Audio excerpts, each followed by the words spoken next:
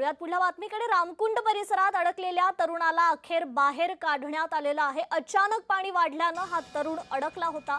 गांधी जोटच्या खाली हा तरुण अडकला होता। अग्निशमन दल, जीवरक्षक दलाच्या जवानांकडून सुरक्षितरित्या रेस्क्यू करण्यात आले। संततधार पावसामुळे नाशिकच्या गोदावरीला पूर आल्याचं पाहायला मिळतंय।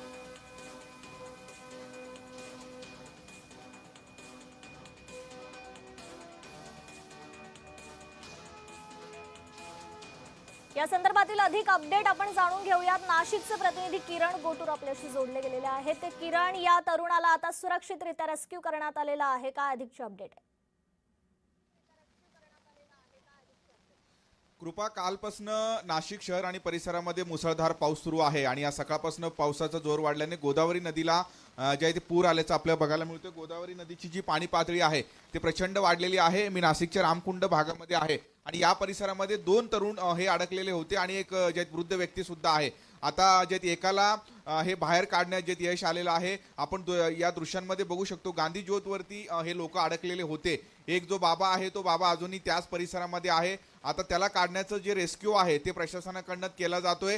काल रात्रीपासून हे लोक जे आहे ते झोपलेले होते आणि त्यानंतर आज सकाळी अचानक गोदावरी नदीची पाणी पातळी वाढली आणि त्यानंतर हे दोघंही इथं जे अडकलेले होते। आताच काही वेळापूर्वी एका तरुणाला जे एकूणच रेस्क्यू करून बाहेर काढण्यात आलेला आहे आणि जो वृद्ध व्यक्ती आहे तो अद्याप या गांधी ज्योतवरतीच अडकलेला आहे। त्याला बाहेर काढण्याचं जो काम आहे, रेस्क्यू ऑपरेशन जे आहे ते प्रशासनाकडून इथे राबवण्यात येत आहे। आज सकाळपासून जो पावसाचा जोर आहे तो वाढलेला आहे। गोदावरी नदी दुथडी भरून वाहत आहे आणि त्याच पद्धतीने गंगापूर धरणातून मोठ्या प्रमाणात पाण्याचा विसर्ग करण्यात आलेला आहे आणि त्यामुळेच गोदावरी नदीची पाणी पातळी वाढलेली आहे आणि त्यातच हे दोन जण इथे अडकलेले होते। आता एकाला काही वेळापूर्वी या रामकुंड भागातून बाहेर काढण्यात आलेला आहे। आणखीन एक जो आहे तो वृद्ध व्यक्ती इथे रात्री झोपलेला होता। अचानक गोदावरी नदीची पाणी पातळी वाढली आणि त्यानंतर तो या परिसरामध्ये अडकलेला होता। आता त्याला या संपूर्ण परिसरातून बाहेर काढण्याचं जे काम आहे ते इथे करण्यात येत असल्याचं बघायला मिळतोय आणि एक रेस्क्यू ऑपरेशन जे आहे ते प्रशासनाच्या वतीने इथे राबवण्यात येत असल्याचं आपल्याला बघायला मिळतोय आणि काही वेळानंतर या जो व्यक्ती आहे या गांधी ज्योतवरती अडकलेला आहे त्याही व्यक्तीला बाहेर काढण्यात येईल,